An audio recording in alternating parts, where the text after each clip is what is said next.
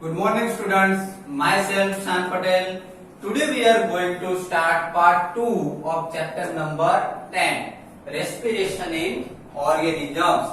जैसे कि बच्चों हमारा चैप्टर 10 रेस्पिरेशन इन ऑर्गेनिज्म चल रहा है, उसमें पार्ट 1 में हमने कुछ रेस्पिरेशन के बारे में समझा था कि रेस्पिरेशन जो है वो प्रोसेस जो है वो किस तरीके से होती है ना। जैसे ऑक्सीजन जो है हम ब्रीथ करते हैं, पार्ट 1 में हमने देखा था कि जब हम ब्रीथ करते ब्रीथ इन करते, जैसे कि मैंने ब्रीथ लिया तो उसके अंदर ऑक्सीजन, एयर में जो ऑक्सीजन जो होता है वो ब्रीथिंग में जाता है, लंग्स में जाता है, और हमारी जो बॉडी है, बॉडी के सब पार्ट्स में ये जो ऑक्सीजन है बॉडी के सब पार्ट्स में चला जाता है ना। बॉडी में जितने भी ऑर्गन्स है हमारे सब पार्ट्स में चला जाएगा, और जितने भी ऑर्गन्स है हमारी बॉडी के ऑर्गन्स है उसमें सेल्स होते हैं। तो ये सेल्स जो होते हैं उसके अंदर ऑक्सीजन पहुंच जाता है, उसको सेल्यूलर हम रेस्पिरेशन कहते थे, है ना। लास्ट लेक्चर में हमने समझा था। ओके, चलो उसके बाद आज के लेक्चर में पार्ट 2 में हम ब्रीथिंग के बारे में समझेंगे। किसके बारे में? ब्रीथिंग के बारे में, जो हम ब्रीथिंग करते हैं, है ना। ये मैंने ब्रीथ किया तो इसी प्रोसेस के बारे में समझेंगे कि ये ब्रीथिंग जो होता है वो हमको सबको पता है कि हम क्या करते हैं, डेली हम ब्रीथिंग करते हैं ना। हमको सब पता है कि हम दिन में बहुत सारी टाइम ब्रीथिंग करते हैं, लेकिन वो ब्रीथिंग की जो प्रोसेस जो है उसमें होता क्या है। ओके, तो उसी के बारे में समझने जा रहे हैं। Okay, see here, breathing. Breathing means, सबसे पहले तो ब्रीथिंग की डिफाइन देखेंगे, ब्रीथिंग का मतलब क्या होता है। Breathing means taking in air rich in oxygen and giving out air rich in carbon dioxide with the help of respiratory organs। बच्चों यहाँ पे ऐसा बताया गया है कि कुछ रेस्पिरेटरी जो ऑर्गन जो होते हैं, जैसे कि हमारा रेस्पिरेटरी ऑर्गन जो है वो हमारा नोज है, समझ में, हम नोज से ब्रीथिंग करते हैं ना। तो यहाँ पे बताया गया है कि ब्रीथिंग का मतलब क्या होता है। ब्रीथिंग का मतलब ये होता है कि taking in air rich in oxygen, जब हम ब्रीथ करते हैं तब एयर में से ऑक्सीजन जो है वो हम लेते हैं, है ना, इनहेल करते हैं, इसको इनहेल कहते हैं। एयर में से क्या लेते हैं, ऑक्सीजन लेते हैं। जैसे कि ये मैंने ब्रीथ किया तो ऑक्सीजन क्या गया, एयर में से अंदर गया लंग्स में, समझ में आया। तो ऑक्सीजन लेने की जो प्रोसेस है वो, and giving out air rich in carbon dioxide. Carbon dioxide जब बाहर निकलता है, जैसे कि हम जब हम ब्रीथिंग लेते हैं अंदर, ये ऑक्सीजन अंदर गया, और मैं जब रिलीज करूंगा तब कार्बन डाइऑक्साइड क्या होगा, बाहर की साइड निकलेगा, समझ में आया। तो ये ऑक्सीजन लेने की प्रोसेस और कार्बन डाइऑक्साइड बाहर निकालने की जो प्रोसेस है हमारी बॉडी में से, उसको हम ब्रीथिंग कहेंगे, समझ में आ रहा है। तो ये हो गए ब्रीथिंग के define. Okay, now there are 2 types. Breathing के अंदर भी बच्चों 2 टाइप होते हैं। उसमें एक होता है, first type is inhalation and second type is exhalation. 2 type होते हैं, इनहेलेशन होता है और एक्सहेलेशन होता है। ओके, तो दोनों के बारे में हम समझेंगे। सबसे पहले तो inhalation. Define of inhalation, the taking in of air rich in oxygen into the body is called inhalation। यहाँ पे ऐसा बताया गया है कि जो एयर हम लेते हैं उसमें जो ऑक्सीजन हम लेते हैं, हमारी बॉडी में ऑक्सीजन जो जाता है, लाइक इसको इनहेलेशन कहते हैं।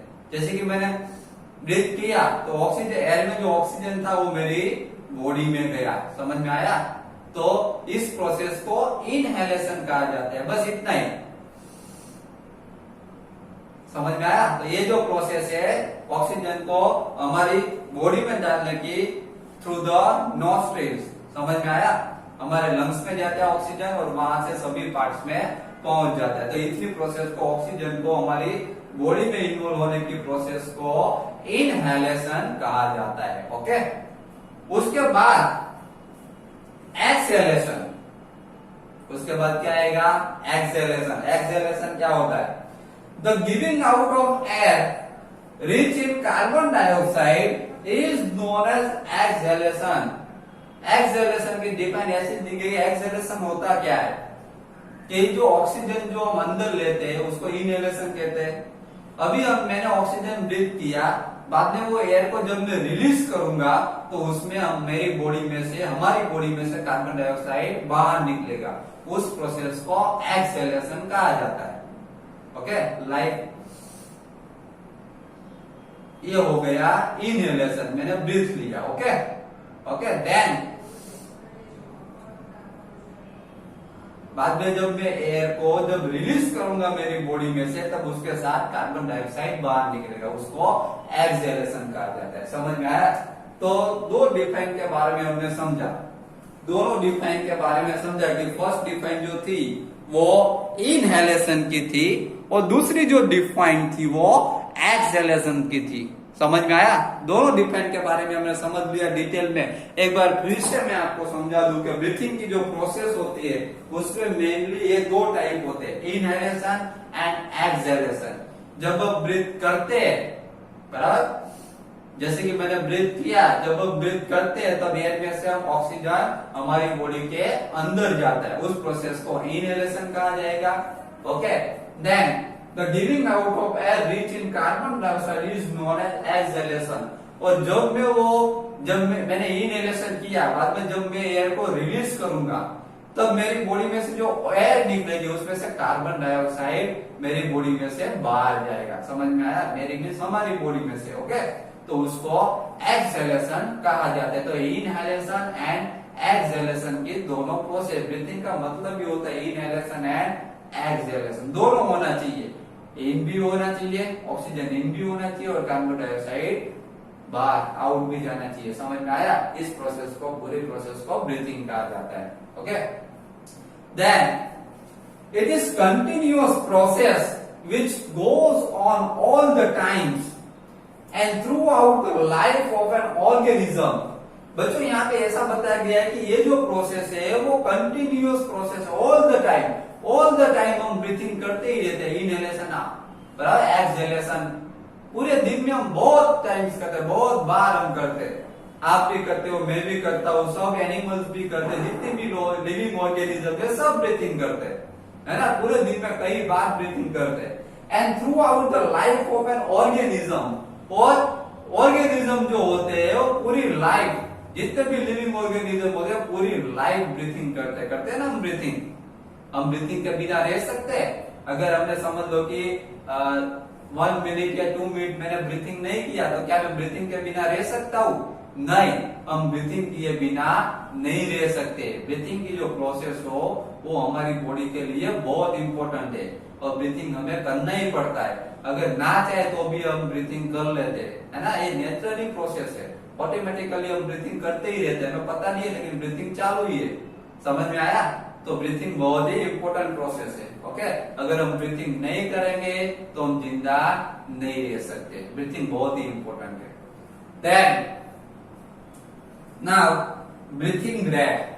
अब तक हमने ब्रीथिंग के बारे में समझा, अभी हम ब्रीथिंग रेट के बारे में समझेंगे कि ब्रीथिंग रेट क्या है। What is breathing rate? The number of times a person breathes in a minute is term as the breathing rate. यहां पे ऐसा बताया गया कि number of times of person, कोई भी पर्सन, कोई एक पर्सन 1 मिनट में कितना ब्रीथिंग कर सकता है? कितने मिनट में? 1 मिनट में कोई पर्सन 1 मिनट में कितना ब्रीथिंग करता है उसको ब्रीथिंग रेट कहा जाता है। उस प्रोसेस को क्या कहते हैं? Breathing rate. याद रखेगा, कोई भी पर्सन 1 मिनट में, 1 मिनट में कितनी टाइम ब्रीथिंग करता है उस प्रोसेस को ब्रीथिंग रेट कहते हैं। क्या कहते हैं? ब्रीथिंग रेट कहा जाता है। जैसे कि मैं 1 मिनट में inhale and exhalation, inhalation and exhalation कितनी बार करता हूं, कितनी टाइम्स करता हूं, समझ में आया? उसको ब्रीथिंग रेट कहा जाता है। During breathing inhalation and exhalation take place alternatively. यहाँ पे ऐसा बताया गया है कि जब हम ब्रीथिंग करते हैं तब अल्टरनेटली हम इनहेलेशन भी करते हैं, एक्सहेलेशन भी करते हैं, है ना? अगर मैं ब्रीथिंग करूं तो मैं क्या करूंगा?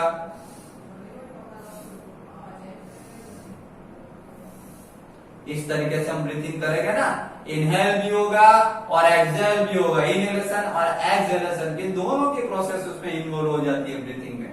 समझ में आ रहा है? ओके, देन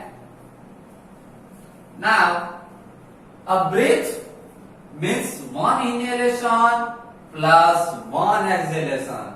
बच्चों यहाँ पे ऐसा बताया कि अ ब्रीथ, एक ब्रीथ का मतलब क्या होता है? एक ब्रीथ का मतलब होता है कि अगर हमने वन टाइम इनहेलेशन करते हैं और वन टाइम एक्सहेलेशन करते हैं, उसको वन ब्रीथ कहा जाता है। ओके, लाइक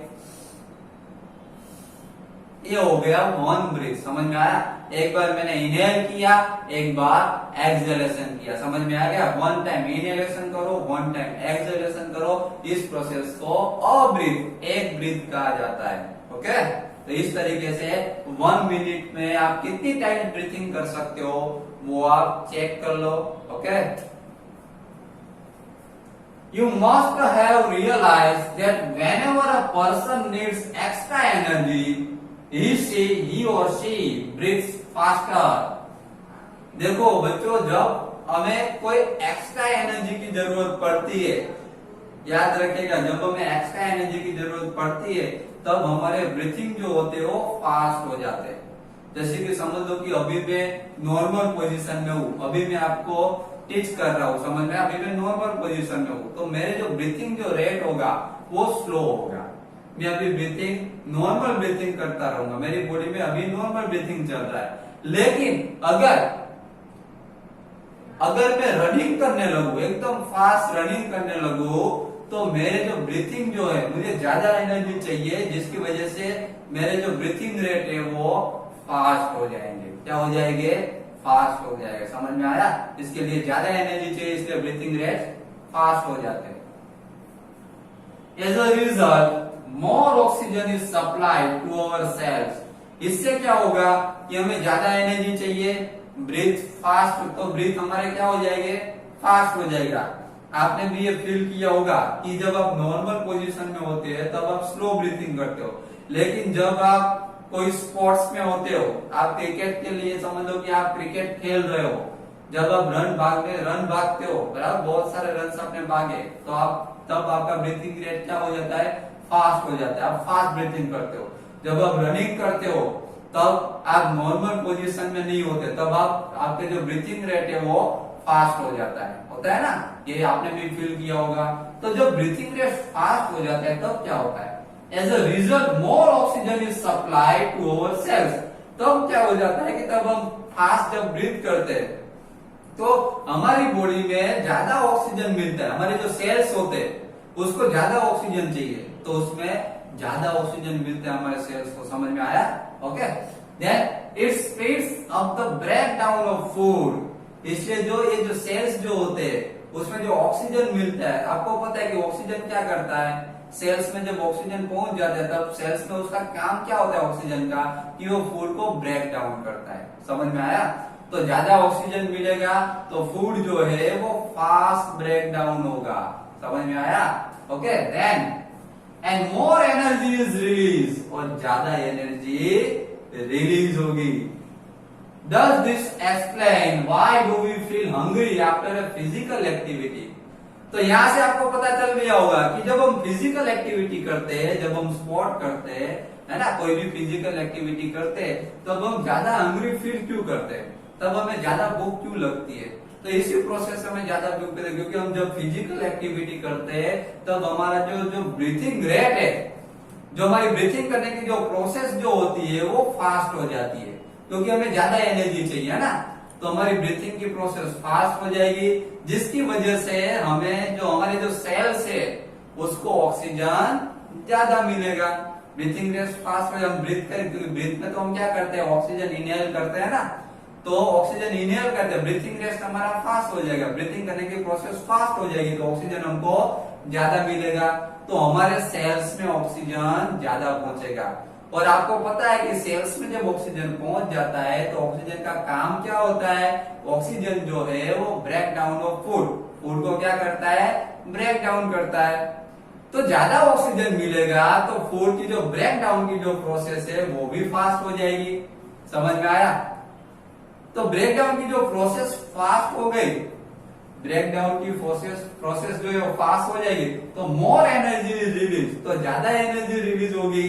समझ में आएगा? तो फूड है वो फटाफट डाइजेस्ट हो जाएगा और आपको भूख क्या लगेगी, आप हंग्री फील, ज्यादा हंग्री फील करोगे, फिजिकल एक्टिविटी करोगे तो आपको इस तरीके से पूरी प्रोसेस है।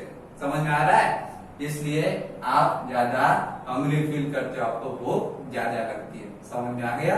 Okay, then on an average, an adult human being at rest breathes in and out 15 to 18 times in a minute.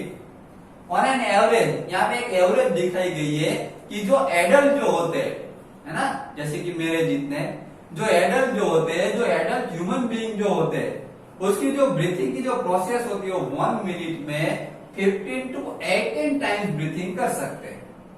Average है, कितना कर सकते हैं? 15 टू 80 टाइम्स वो ब्रीथिंग कर सकते हैं। लेकिन कौन? चाइल्ड की बात नहीं हो रही है यहाँ पे, या फिर ओल्ड पर्सन जो है, ओल्ड एज वाले हैं, उनकी बात नहीं हो रही है। यहाँ पे किसकी बात हो रही है? एन एडल्ट, एडल्ट जो ह्यूमन बीइंग है, okay, adult human being like 20 to 35 या 40 इयर्स के जो होते हैं, एडल्ट ह्यूमन बीइंग जो होते हैं, उनकी बात यहाँ पे हो रही है। वो एवरेज 1 मिनट में 15 टू 18 टाइम्स ब्रीथिंग कर सकते हैं। Okay, then during heavy exercise the breathing rate can increase up to 25 times per minute. लेकिन यहाँ पे एक ट्विस्ट है बच्चों, यहाँ पे ऐसा बताया गया है कि एवरेज जो एडल्ट जो होते हैं वो एवरेज 1 मिनट में 15 टू 18 टाइम्स ब्रीथिंग कर सकते हैं। लेकिन जब हैवी एक्सरसाइज करते हैं या फिर फिजिकल एक्सरसाइज ऐसी होती है हैवी एक्सरसाइज, तब ये जो ब्रीथिंग रेट है वो चेंज हो जाता है। क्योंकि मैंने आपको बताया कि जब फिजिकल एक्सरसाइज जो होती है, बराबर, जब हेवी एक्सरसाइज होती है तब हम ब्रीथिंग की जो प्रोसेस जो होती है हमारी फास्ट हो जाती है। इसलिए नॉर्मली एडल्ट जो है 1 मिनट में 15 टू 18 टाइम्स ब्रीथिंग करेगा। लेकिन जब फिजिकल एक्सरसाइज करेगा, जब हेवी एक्सरसाइज करेगा, तो उसका जो ब्रीथिंग रेट जो है वो इंक्रीज होके 25 टाइम्स इंक्रीज हो जाएगा। समझ में आया? इससे 25 टाइम ज्यादा वो ब्रीथिंग कर सकेगा। तो ये चेंज है, नॉर्मल पोजीशन में होती है तब ब्रीथिंग कितना कर सकता है, और बाद में जब हैवी एक्सरसाइज जब करते हैं तब ब्रीथिंग रेट कितना होता है, ये इन दोनों में चेंज है। नॉर्मल पोजीशन में होता है तब 15 टू 18 टाइम ब्रीथिंग कर सकता है, और जब हैवी एक्सरसाइज करता है तब इंक्रीज अप टू 25 टाइम, तो उसमें 25 टाइम इंक्रीज हो जाता है। समझ में आया?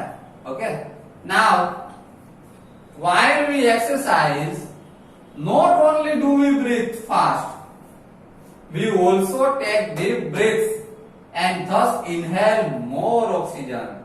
बच्चों यहाँ पे ऐसा बताया गया है कि जब हम एक्सरसाइज करते हैं तब क्या होता है? while we exercise not only do we breathe, तब सिर्फ हमें ब्रीथिंग की जरूरत नहीं पड़ती, breathe fast, sorry, while we exercise not only do we breathe fast, तब हमारे सिर्फ ब्रीथिंग फास्ट नहीं होते, but we also take deep breaths and thus inhale more oxygen. उस टाइम पे क्या होता है कि हम डीप ब्रीथ करते हैं। क्या करते हैं?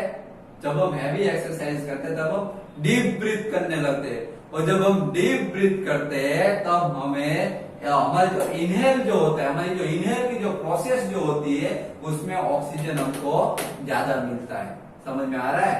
ओके, तो आज के लेक्चर में बच्चों पार्ट 2 में हमने ब्रीथिंग के बारे में समझा। इसके बारे में ब्रीथिंग के बारे में हमने समझा कि ब्रीथिंग की जो प्रोसेस जो होती है उसमें इनहेलेशन और एक्सहेलेशन दोनों प्रोसेस इंक्लूड होती है ना।